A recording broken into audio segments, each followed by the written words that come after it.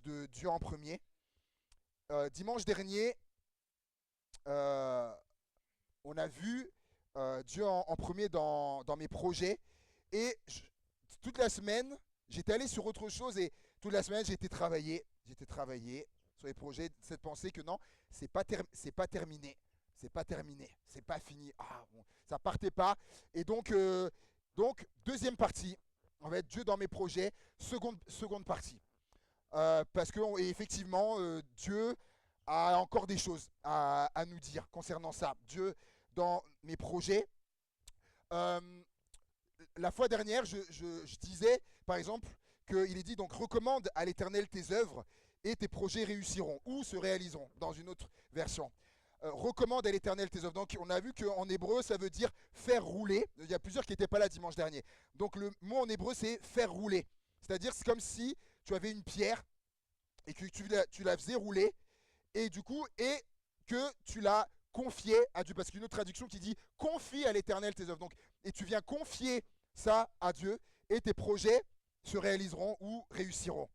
De confier à Dieu les œuvres ou de se recommander à lui. Pourquoi je dis ça? Parce que on peut être de se recommander à ses proches, se recommander à ses proches, se recommander à un ami, se recommander à son patron, se recommander à son pasteur. Mais non, non, la Bible dit recommande tes œuvres à l'Éternel, à Dieu. Et par rapport à ça, je disais, imaginez que quelqu'un voilà, recommande son projet à ses proches et que ses proches, ou patrons, ou amis, ou pasteurs, peu importe, disent, bah voilà, c'est un super projet, tu devrais le faire, fonce, etc. Mais que pour Dieu, pour Dieu, c'est pas un bon projet. Ah, ou à l'inverse, je disais, admettons que tu recommandes ce projet à tes proches, amis, patrons, pasteurs, peu importe, et qu'ils te disent, ah, non, non, non, ils disent, ouh, non, ton projet, il est pas bon, c'est pas bon, laisse tomber, lâche à faire, mais que Dieu, pour lui, c'était un bon projet.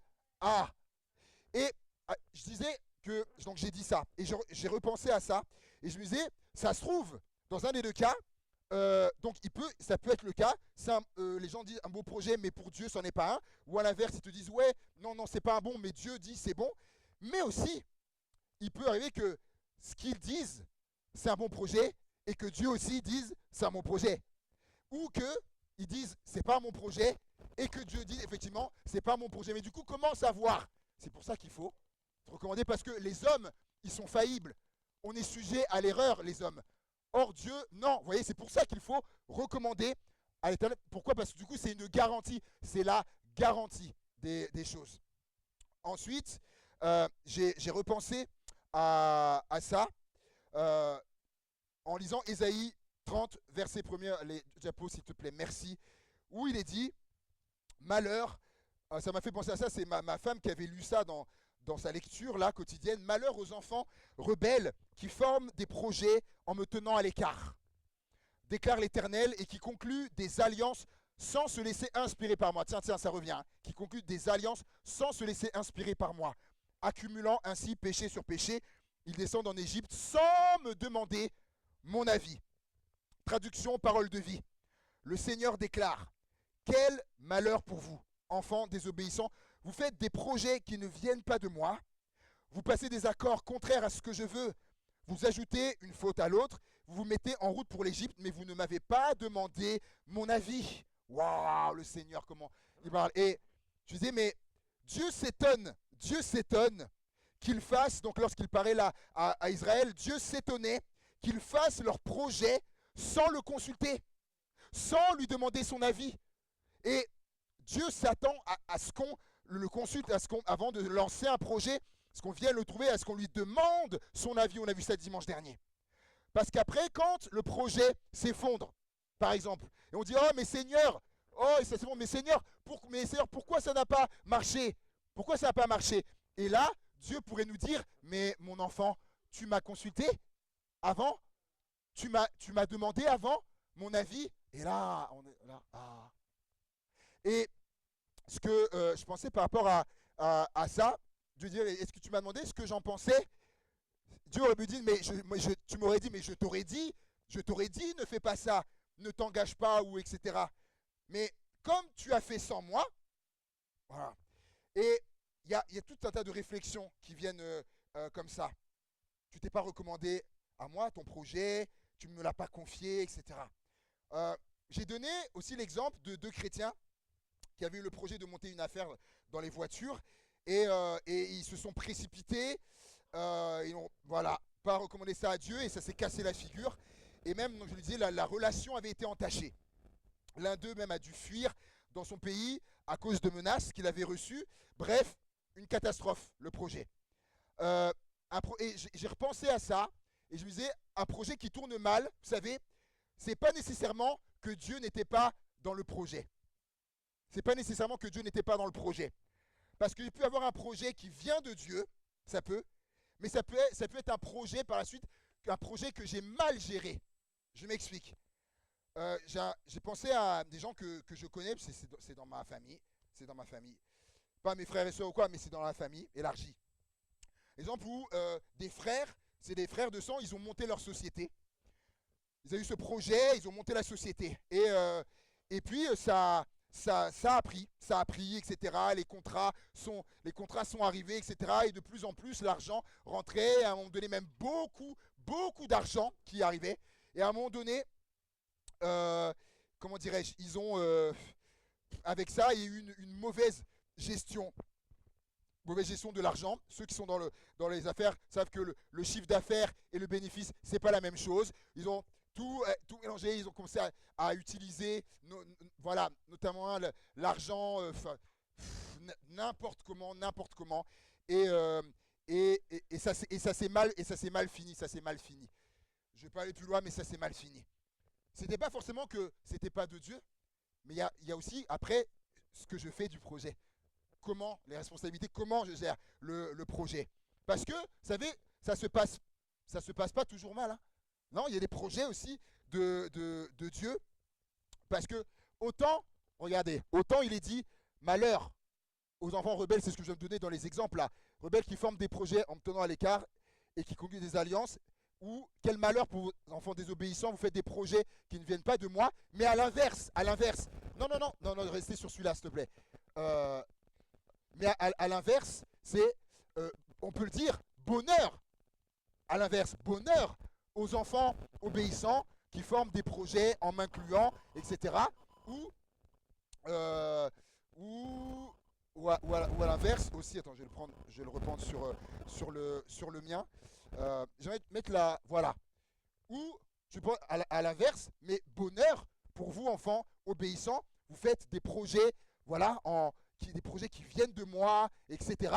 Bonheur pour. Je pensais à deux chrétiens qui avaient le projet de faire des t-shirts, chrétiens. Et ils se sont rencontrés, et en discutant, ils se sont rendus compte qu'ils avaient le même projet depuis des années et que tout collait. Tout ce que l'un pensait, alors qu'ils se connaissaient pas, hein, ils avaient les mêmes détails, les mêmes choses. Et ils ont mis ça devant Dieu et ils avaient la paix, que voilà, il y avait le feu vert de Dieu. Ils se sont lancés, ils ont fait les t-shirts chrétiens ensemble et ça a fonctionné. Et ça a fonctionné. Donc, euh, et je pensais également, tu peux mettre les photos, si tu les as eues, des deux sœurs. Voilà. Je ne sais pas si vous les connaissez, deux sœurs. Ce sont deux sœurs, deux sœurs de sang. Sont les filles du pasteur Alain Trichard. Le pasteur Alain Trichard sont leurs filles. Et elles ont eu, il y a des années, un projet ensemble de créer une entreprise. Leur spécialité, c'est la gestion des conflits. La gestion des conflits, et notamment en entreprise, entre les employés, etc., les hiérarchies, tout ça. Et elles ont ce projet de créer leur entreprise pour aider les sociétés, les entreprises, dans la gestion des conflits. Et elles ont fait ça, donc ça fait plusieurs années. Et voilà, comme tout démarrage, voilà, ça commence petit, etc. Et puis ça a pris de l'ampleur, etc. Et ça fonctionne bien. Donc, vous voyez, aussi, il y a des choses qui vont aussi. Aussi, quand les principes, les règles de Dieu sont respectées dans les projets, c'est bon. Car oui, Dieu a des projets. Là, tu peux mettre la diapo, s'il te plaît, merci. Jérémie 29, 11. Jérémie 29, 11. Vous vous rappelez du texte que Babacan a lu tout à l'heure pour la Sainte Seine? Jérémie maintenant, et Babacan ne savait pas que je reprêcherais sur les projets. Il ne savait pas, Babacan. Jérémie 29, 11. En effet, moi, je connais les projets que je forme pour vous, déclare l'Éternel, projets de paix et non de malheur, afin de vous donner un avenir et de l'espérance. Psaume 33, verset 11. Psaume 33, verset 11. Les desseins de l'Éternel subsistent à toujours, et les projets de son cœur de génération en génération. Amen. Et ça m'a touché, ça. Cette expression, les projets de son cœur. Wow, ça m'a vraiment touché. Car oui, Dieu, sur son cœur, il a des projets pour nous, pour chacun de nous. Il a des projets. Et j'ai pensé à Moïse. Parce qu'en ce moment, voilà, dans l'Exode, je dis dans l'Exode, et l'exemple qui m'est venu, c'est celui de Moïse. Dieu aussi avait des projets, un projet pour Moïse. Regardez dans Exode au chapitre 3 et au verset 1er. Exode 3, verset 1er. Moïse faisait paître le troupeau de Jéthro, son beau-père, sacrificateur de Madjan, et il mena le troupeau derrière le désert et vint à la montagne de Dieu à Horeb. On va s'arrêter là pour le moment. Après, on va décortiquer ce qui suit. Mais Moïse faisait paître le troupeau de Jéthro, son beau-père. Donc là, métier, donc Moïse faisait quoi comme métier? Berger. Mais Moïse,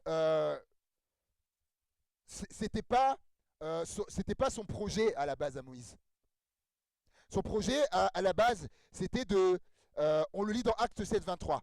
Si on peut afficher Acte 7, 23, vous allez comprendre ce qui était son projet à la base à Moïse. Acte 7, 23, verset 23. Il avait 40 ans. Ça va être petit pour ceux qui sont loin là. Il avait 40 ans lorsqu'il lui vint dans le cœur de visiter ses frères, les fils d'Israël. Il en vit un qu'on outrageait, et prenant sa défense, il vengea celui qui était maltraité et frappa l'Égyptien. Il pensait que ses frères comprendraient que Dieu leur accordait la délivrance par sa main, mais ils ne comprirent pas. Ils ne comprirent pas. On va s'arrêter là. Je pense pour les versets comme ça, c'est bien qu'on le mette avec le logiciel. Pour ceux qui sont loin, ils verront plus gros. Ça, c'était son projet, de délivrer son peuple de l'esclavage. Mais ça ne va pas se passer comme il l'avait imaginé.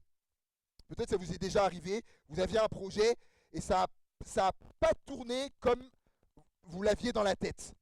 Et j'aimerais vous dire que pour Moïse, son projet, c'était le projet de Dieu, mais c'était trop tôt. C'était trop tôt. C'était trop tôt. Pourquoi je dis ça? Dimanche dernier, je vous disais comme Paul qui voulait aller en Asie.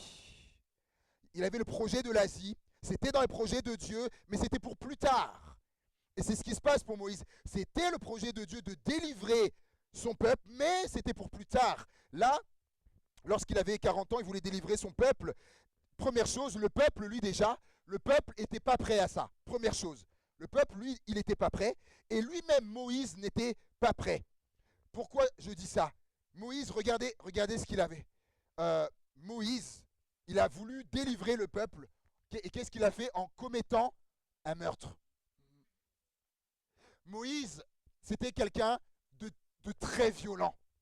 De très violent, extrêmement, du coup, impulsif, mais avec violence, quoi, violent.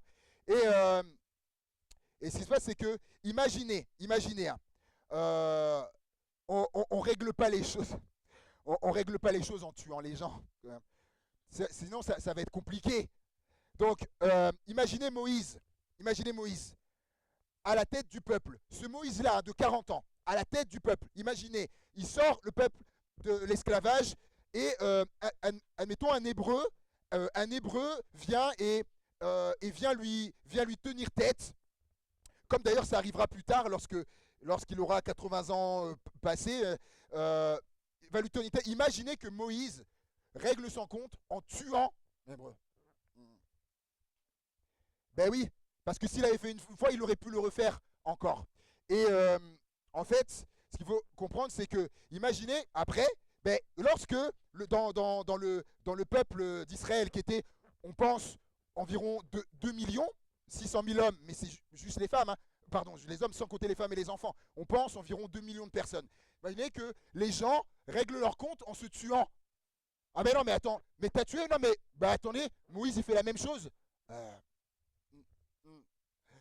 donc, pour ça que je dis qu'il n'était pas prêt. Son projet était bon, mais il n'était pas prêt. Il y avait des choses qui devaient changer chez Moïse avant de devenir le libérateur. Et j'aimerais vous dire que c'est pareil pour nous. Il y a des projets, il y a certains projets, tiens, mais j'avais à cœur ça, j'ai voulu, et puis tiens, comme Moïse, ça ne s'est pas passé comme je voulais, parce que des fois, en fait, on n'est pas prêt. C'est pas le moment, il y a des choses qui doivent changer en nous, une transformation. Et d'ailleurs, je vous dirais, vous savez ce qu'on dit de Moïse, que Moïse était l'homme le plus patient de la terre. Euh, Il y, a, il y a une sacrée transformation, hein. Une sacrée transformation. Et oui, mais c'est là où Dieu voulait arriver et l'amener. Comme pour nous, en fait. Dieu nous fait rentrer dans ses projets lorsque nous sommes prêts. La réaction de Moïse au projet de Dieu. La réaction de Moïse au projet de Dieu. Exode 3, versets 7 à 10. Exode 3, versets 7 à 10. Regardez un petit peu ce qu'il va dire. Et l'Éternel dit, j'ai vu la souffrance de mon peuple qui est en Égypte. J'ai entendu les cris que lui font pousser ses oppresseurs, car je connais ses douleurs. Je suis descendu pour le délivrer de la main des Égyptiens et pour le faire monter dans ce pays, dans un bon et vaste pays, dans un pays où coule le lait et le miel, dans les lieux qu'habitent les Cananéens, les Étiens, les Amoréens, les Phérésiens, les Éviens et les Jébusiens. Voici, les cris d'Israël sont venus jusqu'à moi, et j'ai vu l'oppression que leur font souffrir les Égyptiens. Maintenant, va, je t'enverrai auprès de Pharaon, et tu feras sortir d'Égypte mon peuple, les enfants d'Israël. Moïse dit à Dieu, qui suis-je? Qui suis-je pour aller vers Pharaon et pour faire sortir d'Égypte les enfants d'Israël? On va s'arrêter là. On va voir qu'il y a quatre choses, quatre objections que Moïse va avoir lorsque Dieu va lui présenter le projet. Première chose, il va dire, mais qui suis-je pour aller vers Pharaon? Pour aller et pour sortir d'Égypte des enfants d'Israël. Mais attends, mais il y a 40 ans, c'est ce que tu voulais faire. Et là, il dit, mais qui suis-je pour faire ça? Là, avant, il faut se comprendre aussi qu'il y a 40 ans, il voulait faire ça par lui-même. Par lui-même. Par son bras. Mais là où Dieu voulait l'amener, c'est pas par son bras, c'est par le bras de Dieu. Et là, maintenant, il dit, mais qui suis-je? Je suis rien pour ça. Là, ok. Là, c'est bon. Mais Dieu voulait l'amener plus loin. L'amener plus loin, j'ai noté ceci. À 40 ans, Moïse, ceux qui prennent des notes, à 40 ans, Moïse pensait être prêt, mais ne l'était pas. Et à 80 ans, il pense ne pas être prêt, mais il l'est.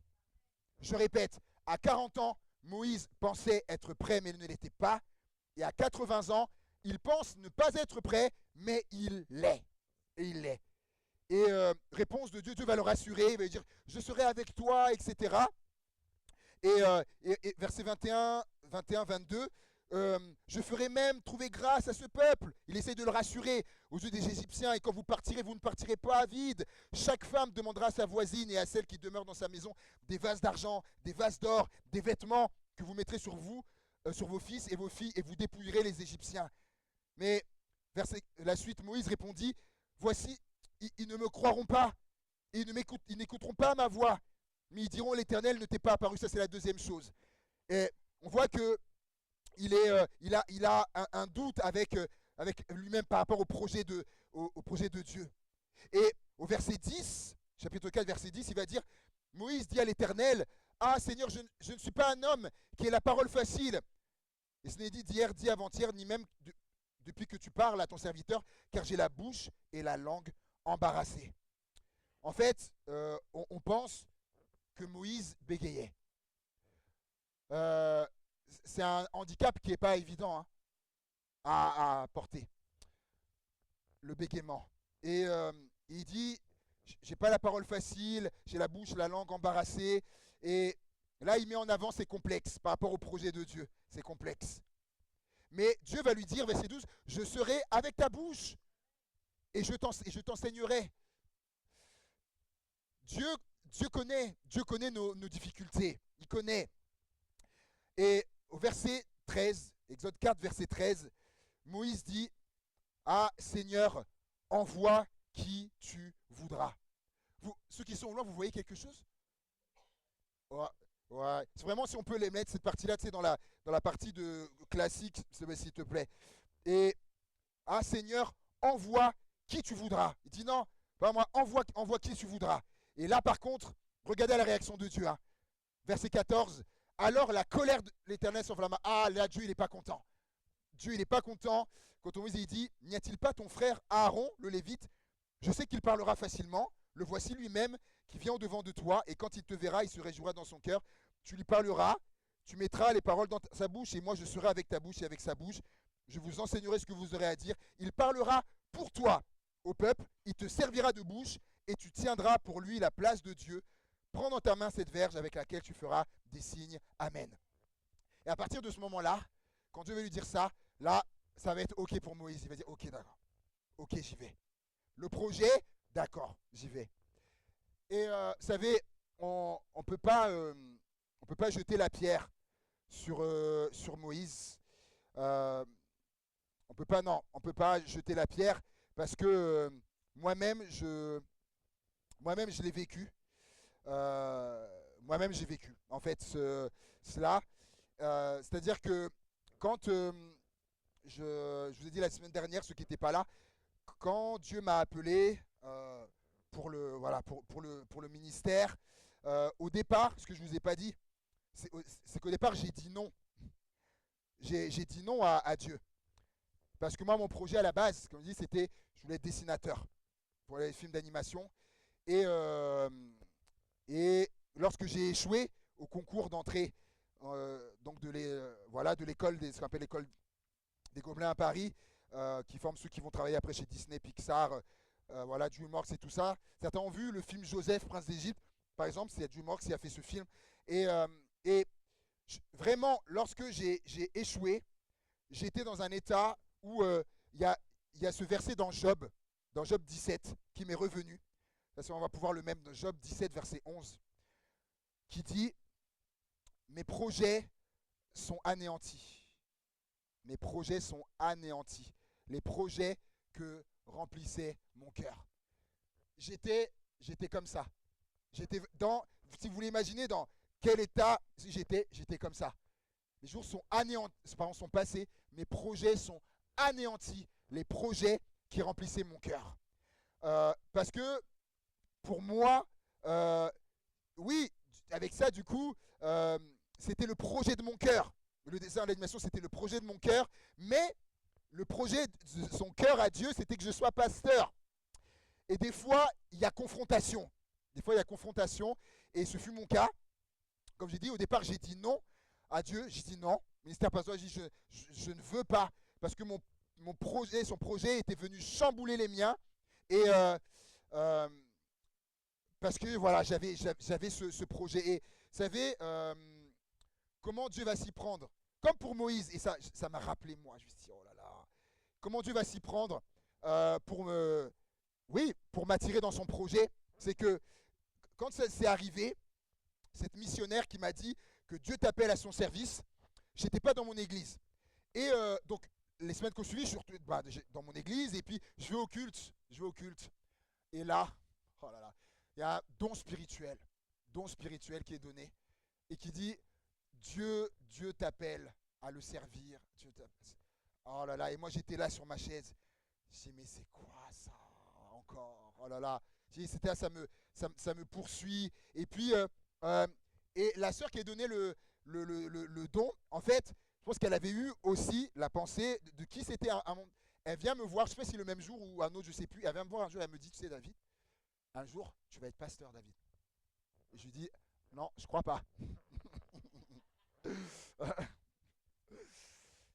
Et régulièrement comme ça, elle me disait, David, ah, et puis à un moment donné, elle commençait à m'appeler, ah, David, le pasteur et tout. Non, non, non, je disais non. Je lui disais non, non, non. Et voilà. Mais ça ne s'est pas arrivé comme ça. Parce que ce qui s'est passé, c'est qu'après, un jour, j'étais là et je me disais, mais Seigneur, appelle quelqu'un d'autre, comme Moïse. Je dis, Seigneur, appelle quelqu'un d'autre, quelqu'un qui veut bien le faire. Je dis, mais pourquoi moi? Et j'étais là, je me dis, mais comment je vais faire? Je me sentais démuni. Pour moi, pasteur, je trouvais ça tellement haut, mais je ne vais pas y arriver, mais c'est quoi? Et puis, il y a une autre sœur qui s'appelle Cécilia, et qui vient me voir un jour, et elle me dit, David, tu sais, euh, c'est pas par tes propres forces que tu vas y arriver. Oh! Et bon, moi, je me disais ça, c'était dans ma tête, hein, dans ma tête, dans mon cœur. Et là, elle me dit, bon, elle arrive en fait qu'une parole de connaissance. Elle me dit, tu sais, c'est pas par tes propres forces que tu vas y arriver. Dieu, il va t'équiper. Il va t'équiper et il va te rendre capable d'être ça. Moi, j'étais là, oh là là, c'est pas vrai. Oh. Tu sais, Dieu, quand il a un projet pour chacun de nous, Dieu, il lâche pas hein, comme ça. Mais pour moi, c'était pas encore suffisant. C'était pas encore suffisant. J'ai dit, Seigneur, c'est vraiment ton projet, c'est ça? Eh ben, montre-le-moi, prouve-le-moi. Et je sais pas pourquoi, j'ai à cœur d'aller chercher un carton qui est dans la maison de mes parents, de chercher un carton qu'on m'avait offert le jour quand je m'étais fait baptiser, parce que j'aime bien les livres, et on m'avait offert plein de livres. Donc j'ai un carton de livres, et j'ai à cœur d'aller le rechercher.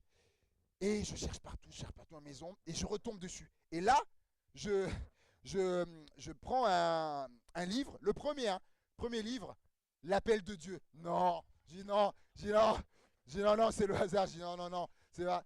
Et là, je dis j'en prends un autre livre. David, homme selon le cœur de Dieu. Je dis non, non, non, non. Et, allez, et là, je vais ouvrir. Je vais ouvrir le livre. On va voir. Je fais jamais ça, comme ça. Je vais ouvrir le livre. Je dis, on va voir. Et là, j'ouvre le livre comme ça. Et je commence à lire. Et là, il y a un témoignage. Il y a un témoignage d'un. Donc l'auteur, il raconte un témoignage d'un gars qui s'appelle David. Je dis non, ça c'est le hasard aussi. Comment vous dire. Et un David, voilà, qui s'appelle David, tout ça. Et Dieu l'appelle à son service. Et il refuse. On est voir. Il refuse tout ça. Et puis il est là avec Dieu et tout ça. Dieu fait. Et puis jusqu'au jour où voilà, où il abdique et il dit ok, d'accord. Et là, à ce moment-là, d'accord, ok. Il dit, comme pour Moïse,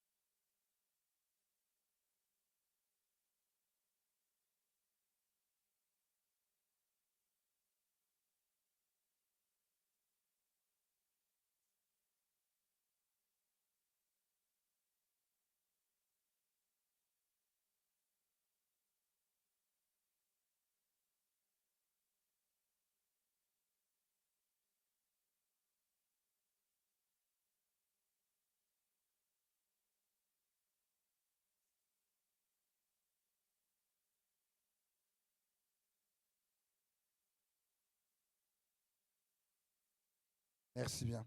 Et ce qui se passe, donc, c'est qu'elle a perdu 3 ans. Et là, elle vit vraiment un moment compliqué, Anne-Sophie. Et un jour, il y a quelqu'un qu'elle connaît qui est chrétien et qui lui dit, parce qu'elle est d'arrière-plan catholique, et il lui dit, tu sais, euh, est-ce que tu as déjà prié pour ça? Pour savoir ce que Dieu veut pour toi, le projet. Et elle réalise que non, elle n'avait jamais prié. Elle n'avait jamais prié. Et, euh, et du coup, sur ses conseils, elle va se mettre à prier. Elle demande, Seigneur, qu'est-ce que je dois faire avec la vie que tu m'as donnée? Seigneur, c'est quoi tes projets? Et elle commence à prier comme ça, plusieurs semaines. Un jour, sa grand-mère, elle est là. Sa grand-mère est là. Sa grand-mère qui était, voilà, elle regardait ça de loin, elle n'osait pas lui parler. Parce qu'elle dit, voilà, elle dit, ma petite fille, elle fait ses choix, tout ça, elle voulait. Et un jour, quand même, elle était attristée parce qu'elle voyait les 3 années qui sont passées. Et elle dit, elle parle à sa petite fille, elle dit, mais est-ce que, elle dit, qu'est-ce que tu comptes faire, tout ça? Elle dit, je sais pas, je sais pas, je sais pas. Elle dit, maintenant je prie, mais je sais toujours pas. Et là, sa grand-mère lui dit, est-ce que tu sais, tu te rappelles quand tu étais toute petite, ce que tu nous disais de ce que tu voulais faire plus tard? Elle avait oublié, ça remonte à tellement longtemps. Elle dit, tu étais petite, donc elle avait même pas 7 ans, en dessous de 7 ans. Et elle disait, quand je serai grande, elle dit, je ferai des parfums. Je créerai des parfums. On est d'accord que c'est pas commun quand même. Alors, moi, c'est le seul témoin que je connais comme ça.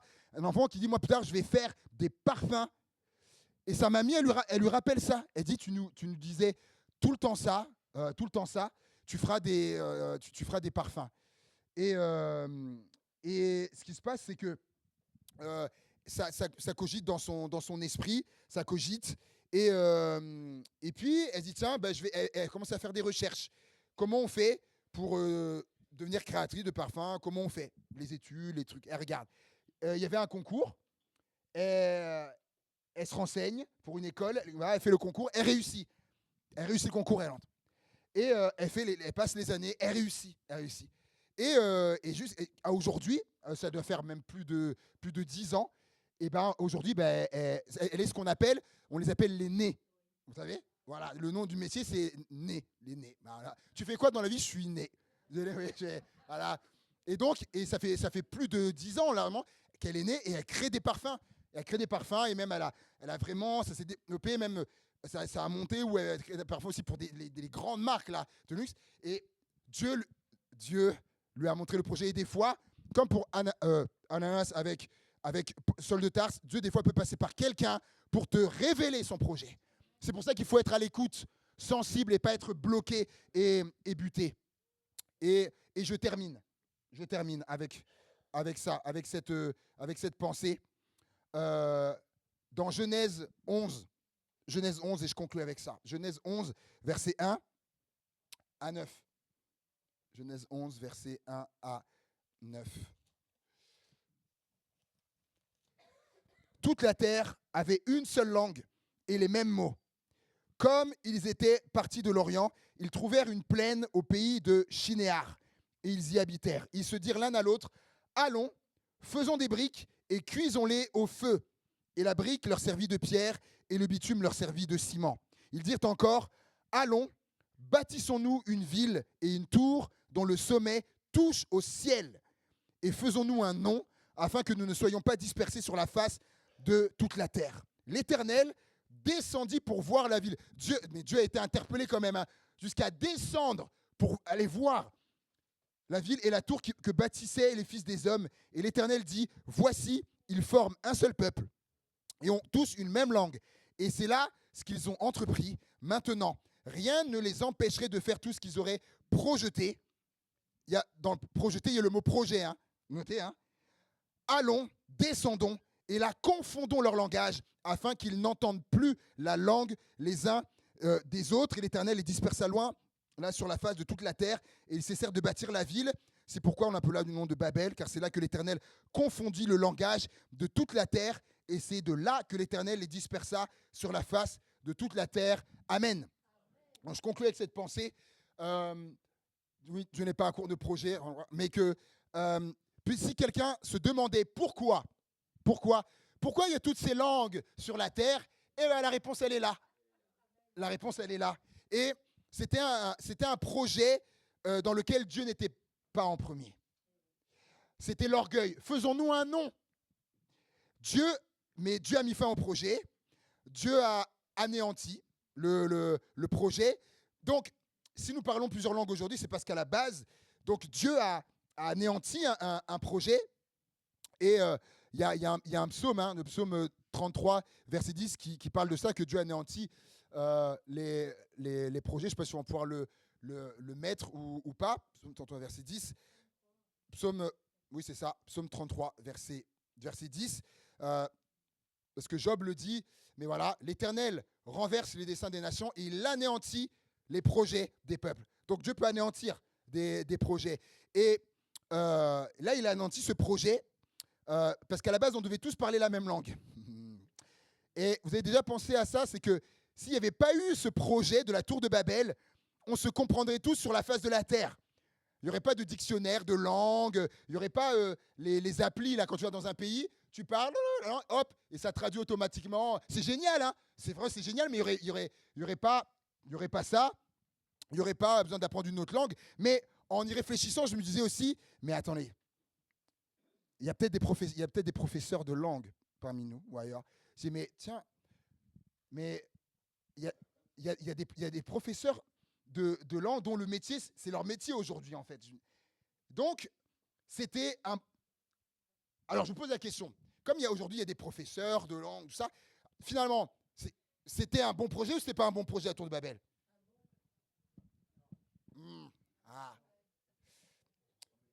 Voilà. Je vais changer le mal en bien. Et là, c'était pas un bon projet, mais pour Dieu, son plan ne s'arrête pas parce qu'il y a eu un mauvais projet. Hein. Dieu n'est pas arrêté parce qu'il y a eu à un moment donné un mauvais projet. Dieu, sinon, il ne serait pas Dieu. Voyez. Et vous vous souvenez ce que... On va terminer avec ça dans Acte 2. Vous vous rappelez ce qui s'est passé dans Acte 2? Acte, chapitre 2. Et pour moi, mais ça m'a tellement rempli de joie lorsque j'ai réalisé ça dans Acte, chapitre 2.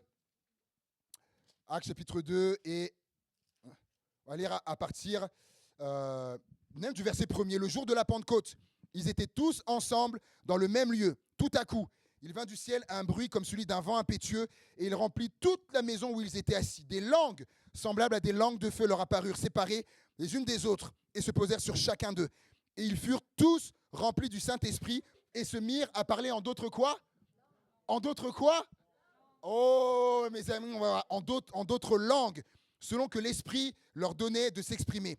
Or, il y avait en séjour à Jérusalem des Juifs, hommes pieux, de toutes les nations qui sont sous le ciel. Au bruit qui eut lieu, la multitude accourut, et elle fut confondue, parce que chacun les entendait parler dans sa propre langue. Oh, alléluia! Ils étaient tous dans l'étonnement. Et la surprise, ils se disaient, mais les uns aux autres, voici des gens qui parlent, ne sont-ils pas tous galiléens?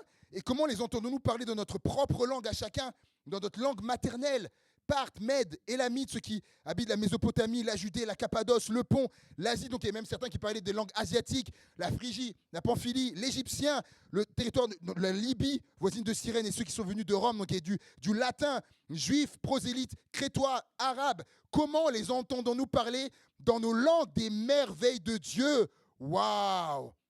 Waouh! Et on connaît la suite, comment Pierre va leur expliquer, il va leur dire le pourquoi de ça. Et comment derrière, conversion de 3000 personnes. Vous voyez, projet à la base de la tour de Babel. Dieu, c'était pas un projet, il confond, il y a toutes les langues, mais Dieu n'est pas arrêté. Dieu suscite un autre projet derrière. Alléluia, les langues, le parler en langue. À la Pentecôte, au nom de l'Esprit, la diversité des langues, les dons spirituels. Diversité des langues et le don d'interprétation des langues. Dieu change le mal en bien. Et Dieu n'est pas arrêté par un projet qui est... Dieu suscite un autre projet. Dieu n'est pas à court de projets. Rappelez-vous, Dieu, Jérémie 29, 11, car je connais les projets. Oh, et les projets de son cœur, on a lu également. Et en te disant ça, peut-être que tu es là et tu as eu l'impression que le projet que tu avais est comme anéanti. Il était comme anéanti. Mais j'aimerais te dire, c'est comme pour la tour de Babel, Dieu n'a pas été arrêté. Dieu a un autre projet pour toi. Ça, c'est une parole pour quelqu'un. Ce sentiment, c'est anéanti. Non, T'inquiète pas, fais confiance à Dieu. Dieu a préparé un autre projet pour toi qui sera une bénédiction. Comme le parler en langue, le don des langues, tout ça a été une bénédiction. Ce projet pour toi sera une bénédiction aussi. Et peut-être même aussi pour d'autres aussi. Alléluia. Est-ce qu'on peut incliner nos têtes, fermer nos yeux, on va prier le Seigneur. Alléluia. Gloire à toi, Jésus. Alléluia. Seigneur, on te bénit. Est-ce que tu vas venir prendre le chant de l'océan, s'il te plaît? Alléluia. Seigneur, on est devant toi. On est devant toi. Et tu voulais encore nous parler, Seigneur, concernant les projets. Oui, tu as des projets sur ton cœur. Et tu veux nous les révéler. Tu veux nous les faire connaître, Seigneur. On a vu différentes choses que, bien sûr, on entre dedans lorsque nous sommes prêts. Peut-être pour quelqu'un se demandait, mais ça n'a pas tourné comme je le voulais. Peut-être pour quelqu'un, c'est que tu n'es pas encore prêt. Il y a un travail que tu vas faire en toi. C'est un bon projet, mais ça arrivera. Mais au moment, lorsque tu seras prêt, comme pour Moïse, Dieu va t'envoyer. Les portes vont s'ouvrir pour ça. Peut-être pour quelqu'un d'autre, tu es là, mais tu as un projet, tu te demandes, mais Seigneur, c'est quoi? Comme cette fille Anne-Sophie, j'aimerais te dire, va dans la prière. Va dans la prière. Demande au Seigneur. Si tu es perdu peut-être, Seigneur, qu'est-ce que je dois faire? C'est quoi que je dois faire, Seigneur? Conduis-moi. Seigneur, c'est quoi tes projets? C'est quoi ton projet, Seigneur, pour moi, Jésus? Et il va répondre, peut-être pas comme tu l'imagines, mais il va te répondre. Anne-Sophie ne pensait pas que Dieu allait lui répondre au travers de sa grand-mère. Sois à l'écoute, sois attentif, sois réceptif, sensible. Peut-être pour quelqu'un, projet qui a comme été anéanti, peut-être non, c'est le cas, ça a été anéanti comme moi je l'ai vécu avec mon projet. Mais j'aimerais te dire, Dieu n'est pas à court de projet. Il n'était pas à dire, oh, mince, qu'est-ce que je vais faire pour lui, pour elle comme projet. Non. Dieu, c'était déjà prévu.